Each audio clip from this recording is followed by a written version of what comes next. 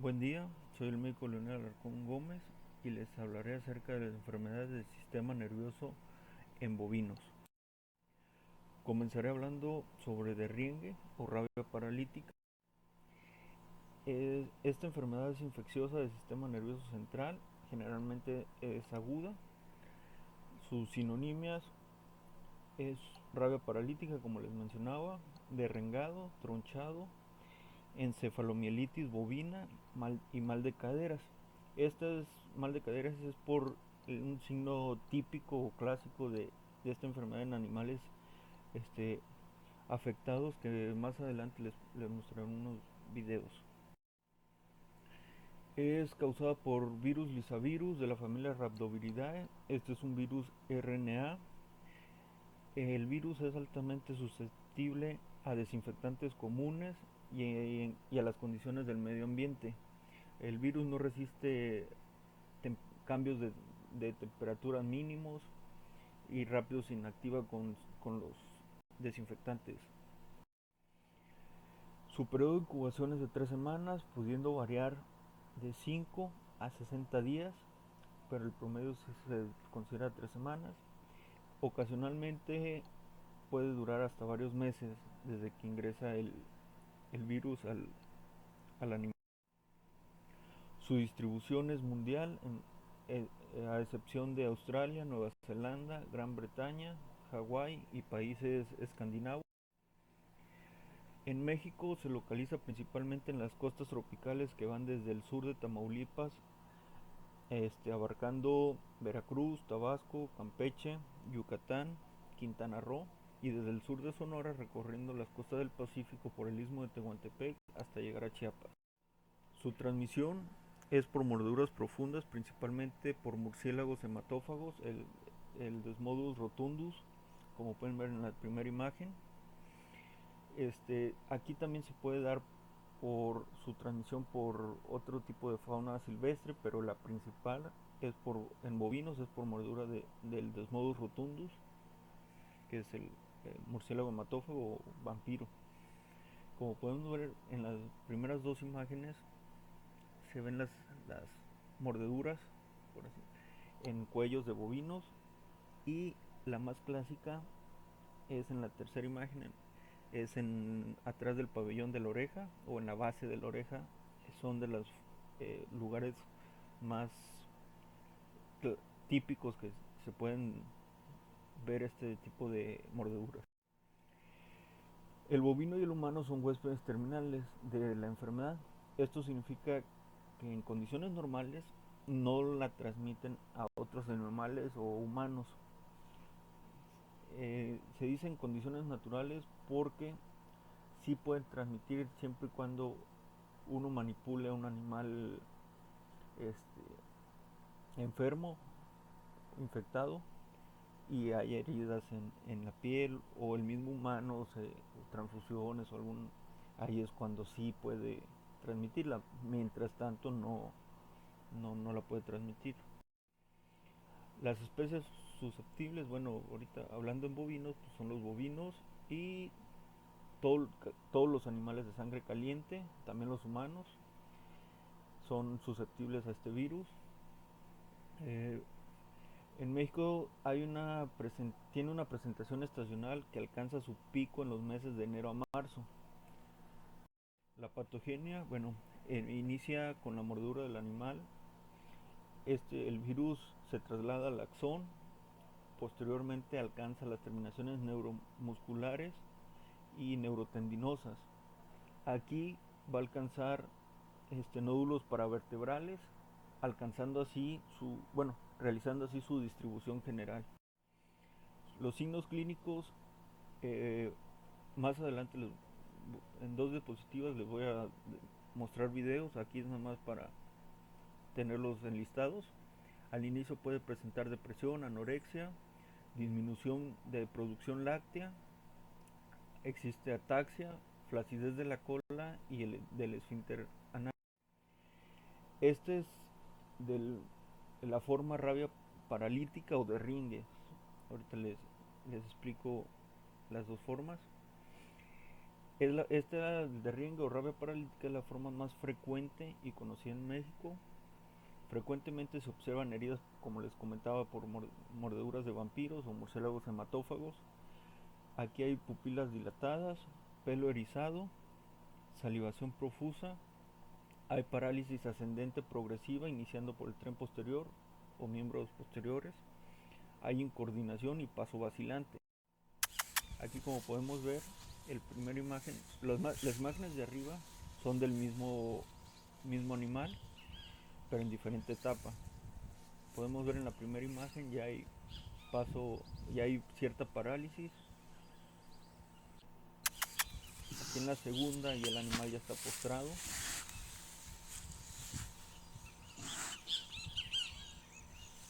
Ya hay temblores, incoordinación. Y ya en la tercera ya vemos el animal en peor estado, ya no se mueve, no alcanza. Vamos a ver. Aquí de la tercera imagen, el animal murió no recuerdo bien si en media hora o una hora después de ese video. Y el video de abajo, que es un video de otro animal con una aparente parálisis de los miembros posteriores. Esto es muy clásico en esta fase.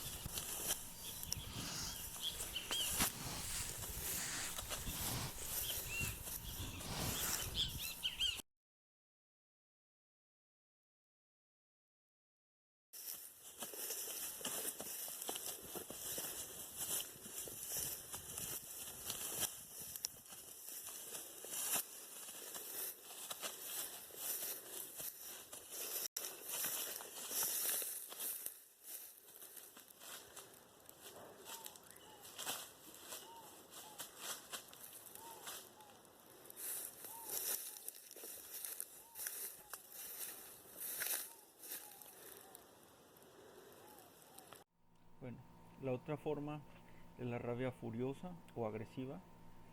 Es la presentación más evidente y por lo tanto es más factible ser diagnosticada debido a esa furia o esa agresividad que tiene el animal y a que la sensibilidad hacia ruidos, luz. Bueno, el bovino presenta mirada abierta, expresión de locura, manía o frenesí, como les comentaba, sensible a los ruidos, luz o cualquier estímulo externo que en un animal sano no lo presente. Hay postración. Aquí podemos ver el video, es el mismo paciente, mismo animal. Y bueno, en otros casos, animales más grandes se van encima de uno o de objetos.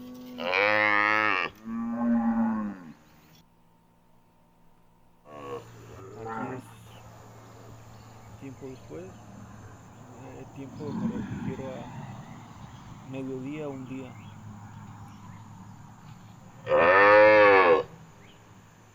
Ya se ve el animal más afectado, ya no hay tanto frenesí, tanta furia.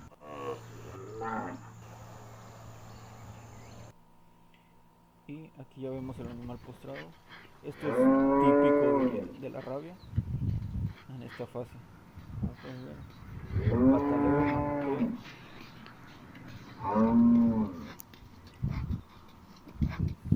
Reproduciré los 3 videos.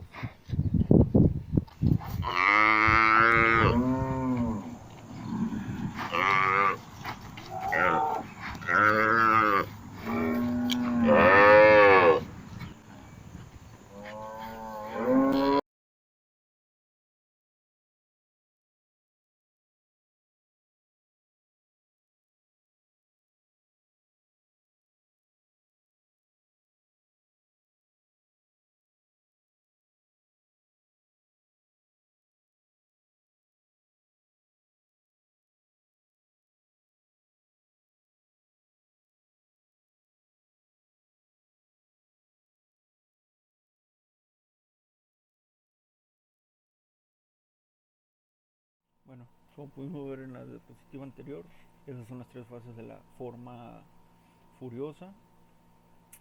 Aquí el diagnóstico se debe tomar en cuenta, el diagnóstico clínico, perdón, se debe tomar en cuenta todos los aspectos de la sinología. En rabia hay parálisis ascendente, empezando por los miembros posteriores, como les comentaba. Un diagnóstico diferencial se establece con enfermedades que producen un cuadro clínico similar, por así decirlo, en sistema nervioso, como puede ser polencefalomalacia, listeriosis, encefalopatía espongiforme bovina, tétanos, hipomagnesemia. El diagnóstico por laboratorio. La identificación del agente se hace preferentemente usando la prueba de anticuerpos fluorescentes o FAT, como se puede ver en la imagen de abajo, se ven los anticuerpos fluorescentes. Tratamiento no existe, se debe disminuir la población de murciélagos hematófagos aplicando productos vampiricidas en las heridas. Estos son a base de anticoagulantes, por lo regular son warfarinas. Esto se busca porque el murciélago por lo regular busca las mismas heridas para alimentarse. Entonces al estar impregnadas con estos productos, el murciélago muere. Solicitando capturas mediante Senacica o SADER con personal oficial. Estos se basan en encerrar animales 5 días antes para que el murciélago se acostumbre al animal encerrado y llegue ahí a alimentarse. Posteriormente se instalan redes especiales que no son detectadas por el sonar ultrasónico de los murciélagos. A todos los murciélagos capturados se buscan si son hematófagos o frugívoros o insectívoros, y los demás se liberan todos menos los hematófagos. Estos son impregnados por los productos vampiricidas y ahí sí son liberados, esto con el fin de que lleguen a su colonia y entre ellos mismos se laman el producto y todos mueran, solo los murciélagos hematófagos. Una práctica que se hace o se hacía erróneamente es quemar o incendiar cuevas donde habitan murciélagos. Esto es incorrecto debido a que en una cueva pueden haber hay distintas colonias de murciélagos de diferentes tipos, y uno al quema los insectívoros y frugívoros que son benéficos para el medio ambiente. Entonces aquí lo que se busca es eliminar solo los murciélagos hematófagos. Aquí lo único es la vacunación. Las vacunas antirrábicas que se utilizan en campañas deben ser elaboradas con virus activo, modificado, virus inactivados. Bueno, aquí puse unos ejemplos. El protocolo, según la norma oficial, es primera dosis. Bueno, esto es en atos donde existe la enfermedad, donde han habido casos. Es primera dosis de la vacuna al mes de edad.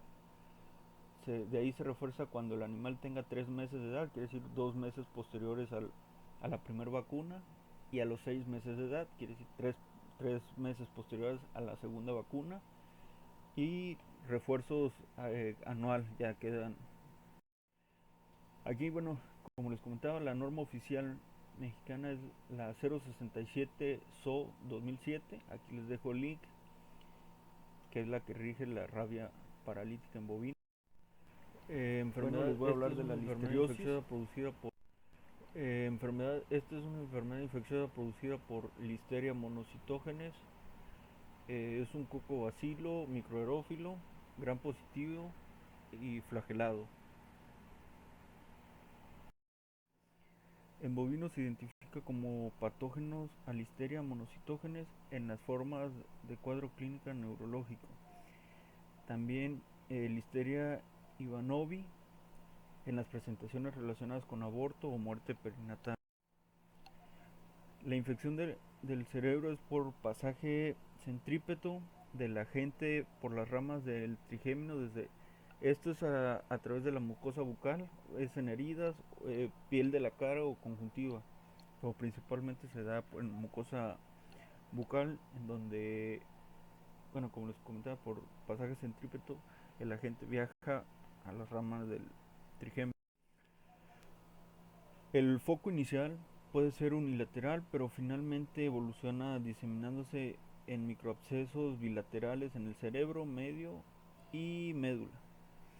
Las lesiones mayores se asocian a la infiltración predominantemente linfocítica de las meninges y espacios perivasculares. Eh, Formas clínicas. Clásicamente la listeriosis de los bovinos se reconoce en al menos 4 presentaciones que pueden ser encefalítica o nerviosa, abortígena, septicémica, localizadas o específicas como puede ser ocular, mastitis. Los primeros signos neurológicos detectables son de origen periférico derivados de la afección del nervio trigémino. La caracterización aparente se expresa por parálisis que provocan la caída de la oreja, ptosis palpebral, que es caída del párpado, anulación de la respuesta del reflejo corneal, parálisis flácida del labio inferior con imposibilidad de retener saliva. Progresivamente con la evolución del curso hacia el hipogloso se presenta la impotencia deglutoria, que sumada a la parálisis facial aumenta frecuentemente el vuelco de la saliva. En esta se pueden ver en corrales charcos ya de saliva. Es demasiada la saliva que se puede encontrar en el corral. Finalmente aparece la depresión progresiva, la marcha en círculos, que es una sinónima de esta enfermedad, la actitud de empujar objetos con la cabeza, como podemos ver en la imagen de abajo, o apoyar la cabeza sobre objetos fijos, y finalmente decúbito terminal y la muerte. Para el diagnóstico de la forma encefálica se usa el diagnóstico clínico basado en una anamnesis. El diagnóstico definitivo deberá realizarse en el laboratorio mediante el cultivo de microorganismos, detección de una respuesta inmune específica o en la forma encefalítica solo mediante demostración de lesiones histológicas inmunohistoquímicas en necropsias. Para el tratamiento, los antibióticos que se recomiendan son penicilinas, clortetraciclinas, ampicilinas. Dado a la escasa permeabilidad de la barrera hematológica, estos se deben usar en dosis altas y por varios días. El siguiente tema es histofilosis. Es una enfermedad producida por la bacteria actualmente reclasificada como Histophilus somni, anteriormente era Haemophilus somni. La prevalencia de Histophilus somni como productor de enfermedad es más frecuente en explotaciones intensivas debido a las condiciones de estrés a las que el ganado es sometido. Esto porque el estrés es un factor predisponente para la enfermedad. Más adelante lo mostraré. Histophilus somni es el causante principal del complejo respiratorio bovino o CRB. Es considerada la enfermedad con mayor pérdidas económicas en el ganado bovino. Estos como les mencionaba anteriormente, se ve mucho en engordas o en establos, pero siempre en forma intensiva. Si bien los animales pueden enfermarse entre los 4 y los 24 meses de edad, el mayor número de casos ocurre en animales de 7 a 9 meses. Su tasa de letalidad en ganado de engorde va del 1 al 2%. Factores predisponentes en el CRB, complejo respiratorio bovino, como se mencionó previamente, es de origen multifactorial, en el que los agentes infecciosos del bovino y el entorno se encuentran muy relacionados. Aquí podemos ver un factor predisponente es los factores climáticos, fluctuaciones de temperatura durante el día, humedad relativa, lluvias, temperaturas extremas. Todo esto pueden llevar a, a que el animal se enferme. Manejo, calidad y tipo de dieta, origen de los animales, si bien feria de campo, calidad de bueno, calidad del campo, del pastoreo o de la pradera, peso corporal y tiempo desde el destete, si se destetan a muy bajo peso, condiciones del destete también pueden llevar a esto, condiciones y duración de un viaje, es, esto es muy común en transportes largos y es muy común que se presente esta enfermedad. Desconocimiento previo de los comederos. Si traes animales de agostadero a una engorda y les das puro alimento, entonces ahí el animal no sabe todavía de comederos, dura días sin comer, se estresa y ahí es donde conlleva la enfermedad. Densidad de población también. Aquí más que nada todo va relacionado al estrés del animal. Su patogenia, bueno, el Histophilus omni se describe como agente etiológico de una variedad de afecciones del ganado vacuno que incluyen cuadros respiratorios, nerviosos, septicémicos, reproductivos y articulares. La vasculitis es una lesión típica que se produce durante la infección por Histophilus omni. Los signos clínicos van de acuerdo al grado de avance de la enfermedad, pudiéndose encontrar hipertermia más de 40 grados, descargas nasales, estos van de transparentes a mucopurulentas, aumento de frecuencia respiratoria, respiración abdominal, depresión, anorexia. Es muy variado. Bueno, son unas tablas para ver el grado de, de complejo respiratorio bovino, el grado de presentación, de gravedad de presentación, perdón. Aquí es la continuación de la tabla, la dejo para... El diagnóstico se realiza en base a las lesiones observadas a la necropsia, a los hallazgos histopatológicos y al cultivo y aislamiento de la zona afectada. El aislamiento de Histophilus omni presenta cierta dificultad por sus características de crecimiento. El tratamiento puede realizarse de forma individual, animales con signos, o grupal de forma metafiláctica. El uso de antibióticos como macrólidos, betalactámicos, fluorquinolonas o tetracyclinas tienen buenos resultados siempre y cuando se detecte a tiempo la enfermedad. El método de control, la inmunidad humoral es un mecanismo de protección necesario frente a las infecciones de Histophilus omnis. Aquí se hace a base, bueno, la inmunización con bacterinas aumenta, aumenta la resistencia frente a una infección al estimular la concentración sérica de anticuerpos específicos que contienen actividad bactericida. Bueno, el siguiente tema es intoxicación por plomo. Es la causa más frecuente de intoxicación por metales observada en animales domésticos, siendo la más, los más sensibles, perdón, el ganado vacuno. Su toxicidad ocurre de dos formas: aguda, que es muerte rápida del animal, o crónica. Los signos se manifiestan por un periodo de tiempo más prolongado. Su mecanismo de acción: el plomo provoca trastornos en el metabolismo de la hemoglobina, aumentando la excreción del ácido aminolebulínico por la orina. La enzima AAL de hidrasa transforma en AL en porfobilinógeno. Por eso se supone que un signo fundamental en la intoxicación por plomo es la anemia. Aquí los signos agudos aparecen 2 a 3 días después de la ingestión o de la intoxicación. Es marcha vacilante, movimiento circular de los ojos, espuma en la boca, periodos de excitación alternados con calma, ceguera, tetania y muerte. Esto va de 1 a 2 horas. En signos crónicos presentan pérdida de peso, inflamación de rodillas, ronquidos, línea azul en encías y anemias. En lesiones anatomopatológicas encontramos aún más inflado, lesiones renales graves, médula renal espumosa, musculatura color gris rojizo, hemorragias epidérmicas y pulmones congestionados.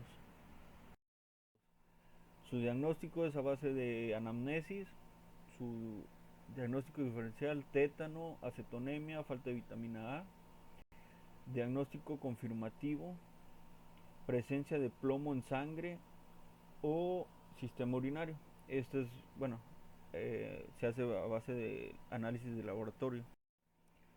Su tratamiento es a base de sedantes, eméticos para tratar de eliminar el eh, plomo de los alimentos, albuminatos, aquí puede ser clara de huevos, EDTA 75 miligramos por kilogramo de 3 a 4 días, es lo más recomendable. Bueno, el siguiente tema es la encefalopatía espongiforme bovina, EEB, o el mal de las vacas locas, comúnmente conocida. Es una enfermedad no propagativa, crónico-degenerativa que afecta a los bovinos, caracterizada por provocar alteraciones en el sistema nervioso central de los animales afectados. Aquí, como breve historia de la enfermedad, la encefalopatía espongiforme bovina fue notificada por primera vez en el Reino Unido en la década de los 80. Esta epidemia llegó a su pico en 1992 con casi 1000 casos nuevos diagnosticados cada semana. La mayor parte de la literatura dice que es causada por priones, pero existe una minoría que sugiere que puede ser causada por virinos o retrovirus. Bueno, aquí como la principal es por priones, abajo en las imágenes les muestro la proteína, es un prion normal y ya con una modificación ya es cuando la proteína cambia y ya ocasiona esta enfermedad. Su distribución, bueno, se han hallado casos de encefalopatía espongiforme bovina en el ganado crudo de la mayoría de los países europeos, Canadá, Estados Unidos, Israel y Japón. El método de transmisión es por medio de la alimentación con harinas de hueso de carne de rumiantes infectados con el prion de la encefalopatía espongiforme bovina o por la alimentación de productos cárnicos de ovinos contaminados con el virus de Scrappy. Aquí, como podemos ver en la primera imagen, el bovino es alimentado con harinas de hueso de carne. Este a su vez ya sea presenta enfermedad y muera o es consumido por el humano, el cual también se contagia de esta enfermedad. En la segunda imagen podemos ver que la oveja, si es consumida por el humano, no puede transmitir la, la enfermedad directamente. Tiene que ser a fuerzas por medio del bovino, y también las cabras con priones de cabra no pueden transmitir al humano. Es solo exclusivamente del el bovino al hombre.